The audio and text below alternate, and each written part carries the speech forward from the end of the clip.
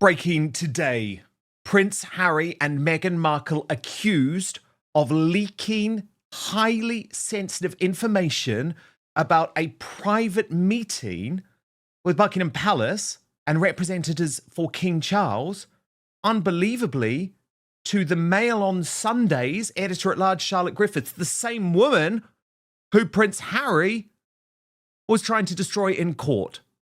Charlotte Griffiths has made these revelations in an astonishing new front page article for today's Daily Mail, where she also reveals Prince Harry's latest drug shame, which involved pulling out some type of pill. She claims it may have been paracetamol, putting it on her tongue and saying, "Now I know I can trust you." This, by the way, was within seconds of meeting the then 27-year-old newspaper journalist. So Harry is in deep trouble on a whole load of matters. And he knows, because yesterday he tried to blame, and this was the GB News spin, he tried to blame soaring London temperatures and a heat wave as the reason why he snuck into the Chelsea hospital and was not pictured at all. Today he has broken cover, visiting the Birmingham Children's Hospital, where he is patron of the charity Well Child. He looked emotional as he hugged a nurse and engaged with the children. But of course, guess who hasn't showed up to support him? That ever-loving wife, Meghan Markle, who any time the shit hits the proverbial, hits the fan, seems to disappear. Of course, the big event happens at the Invictus 1 year to go countdown. If Meghan Markle leaves Prince Harry to do that on his own, I think you'll know there are now even more troubles within this marriage. But let me get to this astonishing revelation from Charlotte Griffiths, that this meeting, and it was a highly significant moment because it was a meeting between Tobin Andre, who is the King's most senior royal courtier on the communications side of things. Full disclosure, he actually used to be my boss when I worked at the Daily Mail, but he is an old Etonian and very, very close to the King. And he had this secret meeting, which was pictured by the Mail on Sunday, with Prince Harry and Meghan Markle's then senior staff members, Meredith Maines and Liam Maguire, at a private members club close to Buckingham Palace. And everyone wanted to know, how on earth did they get these pictures? Who was leaking this sensitive information? And given that the information was leaked to Charlotte Griffiths, the thinking was, well, it couldn't be from Prince Harry and Meghan Markle because they're suing the woman. But Charlotte in the Daily Mail today has revealed that is indeed what happened. She wrote, "What is even more galling, given David Sherborne, that's Prince Harry's slippery lawyer and his line of attack, is that in the months leading up to my court appearance, Harry's circle had been very leaky indeed. I can now reveal that during the summer of 2025, a close advisor to Harry and Meghan had contacted me out of the blue and invited me to lunch at the Ivy restaurant in London. As a result of information given to me at that lunch meeting, I placed a series of stories in the Mail on Sunday that portrayed the couple in a positive light. This included a front-page article which ran in July, suggesting that Harry and Meghan were attempting to rebuild their relationship with King Charles. It revolved around the fact that Liam Maguire and Meredith Maines, Harry and Meghan's USPR chiefs, were to hold clear-the-air talks with the monarch's aide, Tobin Andre, in London. I was duly tipped off about the meeting, which was held at the Royal Overseas League near Clarence House. The attendees settled themselves on a balcony plainly visible from the public park below. The Mail on Sunday arranged for a photographer to capture the cosy but very embarrassing scene. In a development which speaks volumes for their integrity, sources close to the Sussexes then briefed the Daily Telegraph that they were very frustrated that the pictures of the Royal Overseas League gathering had ended up in the Mail on Sunday, suggesting, quite falsely, that the palace was responsible for a grotesque betrayal of trust. Now, just 6 months later, the prince was impugning my integrity while swearing that his people never leaked and that stories that ended up in my newspaper must have been obtained illegally. Rafe Hadel-Manku is a royal historian and senior fellow at the New Culture Forum. Oh my God, Rafe, this is actually so serious now, because you know all of the talk all along in terms of this sort of rapprochement between Harry and King Charles has been based on an understanding that it must stay confidential, Rafe, that he must not continue to leak information.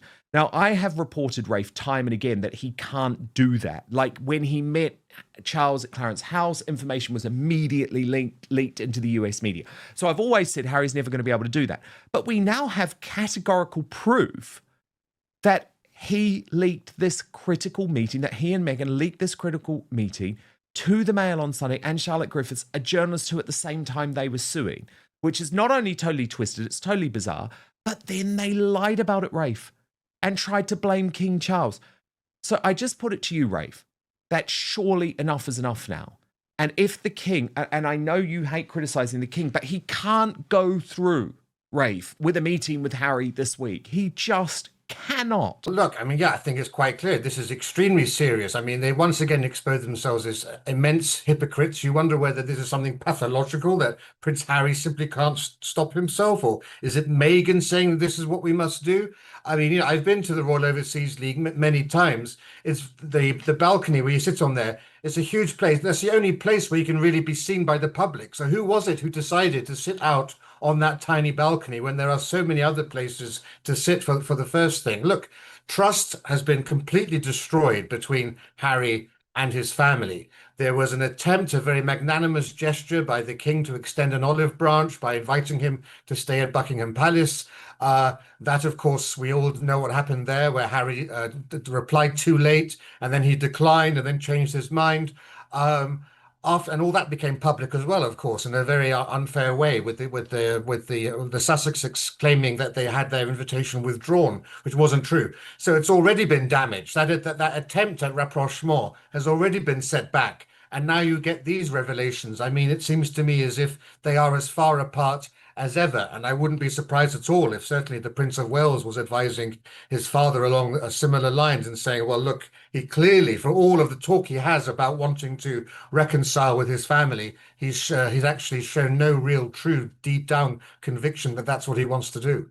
Well, I couldn't agree more, Rafe. I mean, seriously, the fact that he will actually work with newspapers and leak private information to newspapers who, at the same time he is trying to destroy and trying to make out to the public, are so morally reprehensible that they should not even be in business, proves to me, once again, and you know that I've been very hot on this for a number of years, that Harry and Meghan, you cannot trust a word that they say, because they will say one thing in public, Rafe, when it suits them politically, but then act in a completely different way behind the scenes. What's most extraordinary today, Rafe, is that we did get the briefings to the newspapers, which I still think give Harry and his team far too much credence in terms of how he is going to cope with this court loss. And I do think it is just worth reminding everyone, Rafe, this is like not just a normal, this is not like, oh, you lost a case. Harry had made this his life's mission, okay? And it wasn't like a split decision. It was a total thumping by Justice Nicklin. But yet he's briefing to the Daily Telegraph that he just thinks that he can keep calm and carry on and focus on his charity work now, which to me just feels totally, totally delusional. But the Daily Telegraph's Victoria Ward, who is their deputy royal editor and is the person who gets all of the contact from Harry and Meghan's team, says that he does plan to do just that. A bullish Prince Harry has just pledged to put the defeat behind him and shift his focus to his charity work. They report that the Duke has not discussed whether to appeal the verdict with David Sherborne, his barrister, and is not expected to have any further contact with him this week. One source said he was determined not to let the ruling further overshadow his charity engagements. He was unlikely to spend any more time assessing his next steps until he returned home. The Duke has 21 days to ask the court for permission to appeal, so there is plenty of time for him to sit down and absorb it all when this week's work is behind him. Plans to deliver a victory statement which were being thrashed out right up until the ruling was made public, were swiftly shelved. The plan to have both print and broadcast media at an Invictus engagement that took place at the Royal Hospital, Chelsea, on Wednesday had already been abandoned. The Duke was originally expected to be joined by his wife, the Duchess of Sussex, for private meetings and a reception involving Chelsea pensioners before he decided it was unsafe for her and the children to travel to London without any police protection. The visit was also due to be covered by the media, but at lunchtime on Tuesday, the plan changed. A source insisted it was because of the extreme heat forecast and the lack of shade in the hospital grounds, which meant the public element of the job, meeting veterans, had to be shelved. In the event, the Duke attended a series of private meetings before joining a strategy session with former Invictus Games hosts and partners. There were no reporters present and just an Invictus photographer to capture the moment for posterity. Today, he was back in the public eye, of course, and then on Friday, he will be met with a gaggle of photographers, an event marking the one-year countdown to next year's Invictus Games. But Rafe, in all seriousness, the only question that I am hearing asked now with people involved in the Invictus Games is for how long Prince Harry can actually even be connected to this organisation that, yes, he did found, but he founded it when he was a member of the royal family. And his constant terrible headlines are actually now posing a reputational threat to this charity. Yeah, and of course, he's lost association with so many other of the foundations and projects that he launched. They've all fallen around him in tatters, and this is all that he has left. And, he's clinging to it as if it's a lifebuoy, because it's essentially the only thing keeping him and keeping his reputation afloat. I mean, let's be clear here. He has suffered the most devastating of defeats, an immense humiliation at the hands of the British legal system. It must be gnawing at him. He's putting on a brave face because his PR team have told him to put on a brave face. But you can bet your bottom dollar that media presence would have been there at the Royal Hospital, Chelsea, if he had won that case. He would have been smiling like a Cheshire cat. Oh, yeah. Instead of, Oh, instead of yeah. And that's why he wanted to stay in Buckingham Palace, Rafe. I find that so despicable. He actually wanted to deliver his victory statement or film something from within Buckingham Palace. I mean, that is just so bad. Rafe, can I ask you what you think about Meghan's disappearing act, though? Because the one thing that you will say about Prince Harry is that he is always there for that woman, no matter what terrible thing she does. I mean, I think of the example of her giving, this moment. Do you remember that when she sort of mocked her curtsy to the late Queen, and Harry just had to sit there and shut up, and he was clearly horrified, but it's, he sort of supports his wife through all of these things. And yet, Rafe, have you noticed that any time the chips are down and that he's in deep trouble or he's being criticised, she makes herself scarce? And look, she may well fly in overnight because remember, they have to do this Althorpe filming at Althorpe for a documentary that they've got planned about the 30th anniversary of Princess Diana's death. But I would argue, Rafe, that she needed to be there for him earlier this week because this is a man who has just suffered like, a defeat which is really going to change the course of his life. That is how significant, in my view, the defeat that by the Daily Mail was. It was so consequential, and she's just not there, Rafe. What do you think that says about her? Well, she's a fair weather wife, isn't she? She's only there for the good days. She's only there when the sun is shining. When the clouds form, she rushes off. Her California character can't deal with cloudy skies. But I'll go back to that in a moment. But can you imagine? Because when he lost that case, he attacked the judges. He attacked his father's judges. It's the king's law, and he undermined the rule of law by calling it a whitewash. Imagine if he had said that from within Buckingham Palace. Let's just put that. Oh my God, I know. No, but it's such an important point. I keep thinking about that because it's the King's Court that he and Rafe, and again, just before we get back to the Meghan thing, that is why I think he can no longer be a Councillor of State.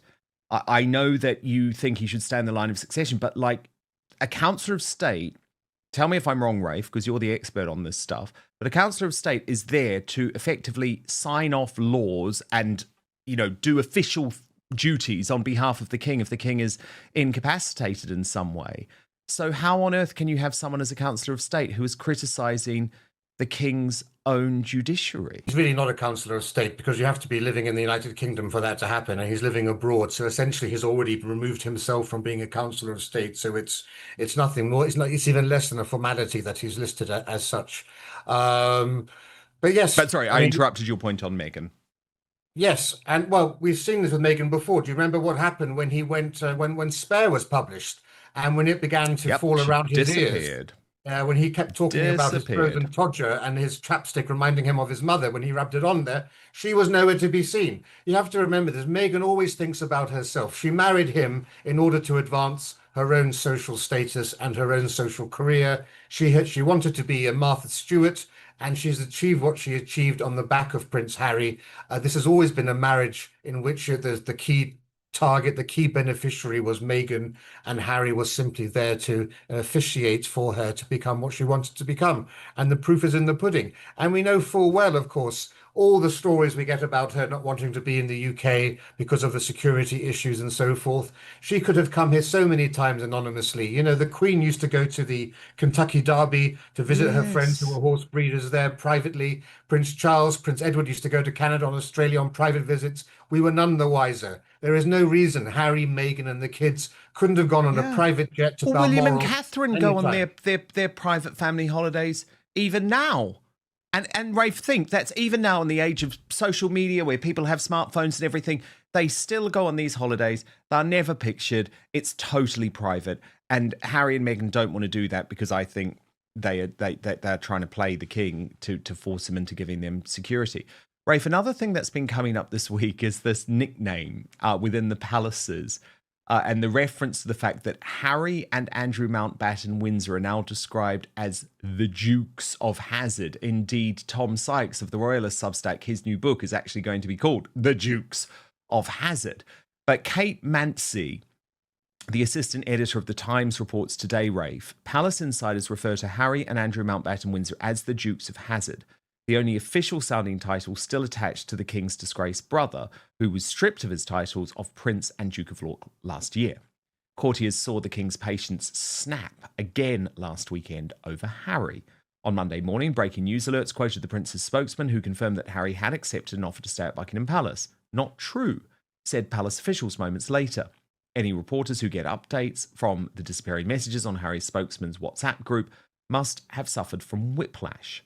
Harry is Captain Chaos, says one bewildered observer.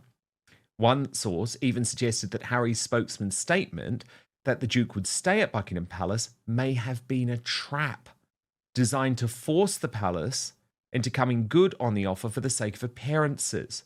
But Charles was not for turning.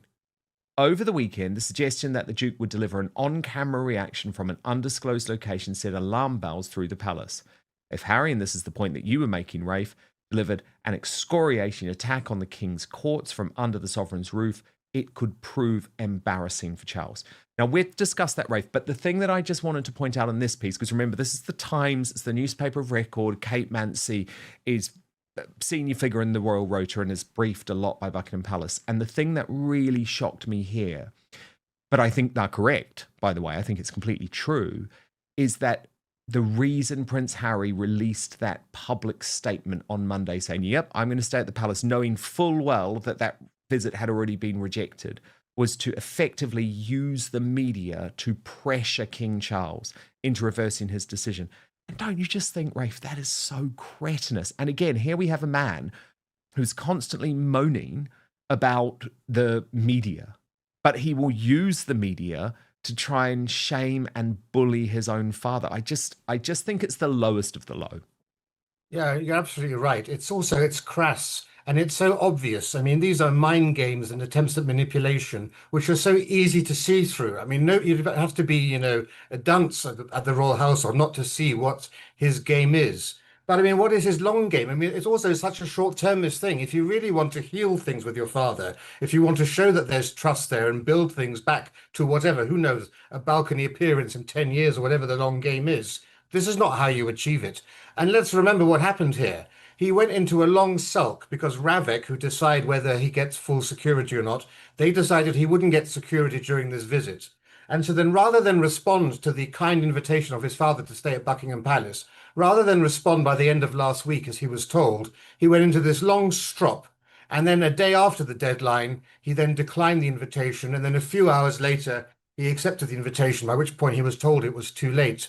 But then he releases this statement as well. I mean, it's absolutely jaw-dropping to think that he thought this strategy would A, work, and B, that it would somehow wouldn't interrupt a chance of a reconciliation. Rafe, I also think Prince Harry is delusional to just believe he can move on from this court case, because I think it's really important to point out, Rafe, exactly what he was trying to do, because it was genuinely about shutting down the Daily Mail, genuinely about ushering in a sort of Leveson 2, which would crack down on all of us, censor social media. We've already seen the British government is attempting to do that, take over the algorithm, meaning that channels like Outspoken are pushed down in order to give the BBC and Woke ITV and Sly News this sort of prominence, just as people turn off those broadcasters. And by the way, that's why I just beg of everyone, please do subscribe right now to YouTube. It's to Outspoken on YouTube, because it's completely free to do so, but we have to try and beat the algorithm. And please try and join us on Substack too, which is www.outspoken.live, because that way you get all of our content directly, and we're not reliant on an algorithm there. But it's really terrifying what's going on. But Camilla Tominey of the Daily Telegraph, Rafe, actually made a very good point that this loss is good news on that front for the British public, because it means that it's less likely that this intense regulation of the British media will be able to happen. So I'll get your reaction, but I just want you to watch what she's had to say on this, Rafe. Everyone's understandably focusing on Prince Harry losing this court case against associated newspapers, but we need to look at the bigger picture here. This is also a great loss for those involved in Hacked Off, the campaign group that is trying to introduce state regulation of the press. We know that was the ultimate aim, because Leveson 2.0 was mentioned no less than 55 times by the complainant's lawyer, David Sherborne. So this isn't just a victory for freedom of the press, but also for the British public, because without newspapers reporting without fear or favour, then there is no accountability for the rich and famous. You have to remember that it was newspapers that broke the story of, say, the expenses scandal, of Angela Rayner not paying enough stamp duty, of, indeed, the recent revelations surrounding Nigel Farage. Rafe, do you think she's got a point? She has a point, and certainly it's a very bad day for Hacked Off, and it certainly doesn't mean we're going to have another Leveson 2. But make no mistake, there are dark days ahead for all of us in the media and all people who like to watch independent media. It's already the case that the Telegraph has now been bought by a massive company internationally, which is far more left-wing and centrist than the Telegraph has been historically. It's the case now that the Spectator, the editor there, is now Michael Gove, a man who won't apologize for the Boris wave, the greatest act of damage to this country probably in 1,000 years. So even the print media here, which you could once rely on, has already been bought up by elements that weren't as traditional as they have been in the past. And then, of course, you've got a government with 3 years left, which is basically going to try to strangle independent media as much as it can by basically thwarting the algorithm, prioritizing the legacy media. BBC, Channel 4 will now get priority over Outspoken, over the New Culture Forum in people's feeds. You've got the Online Safety Act. You've got every app, and we are again the canary in the coal mine, because no other country in the Western world has got a hatred for free speech as you're seeing being exercised by our democratically elected government. We've now become the pariah amongst the West for free speech nations, which is all the more painful given that free speech was born in England. So yes, this is a minor setback for them, but their agenda is still clear. Then the key thing driving all of this is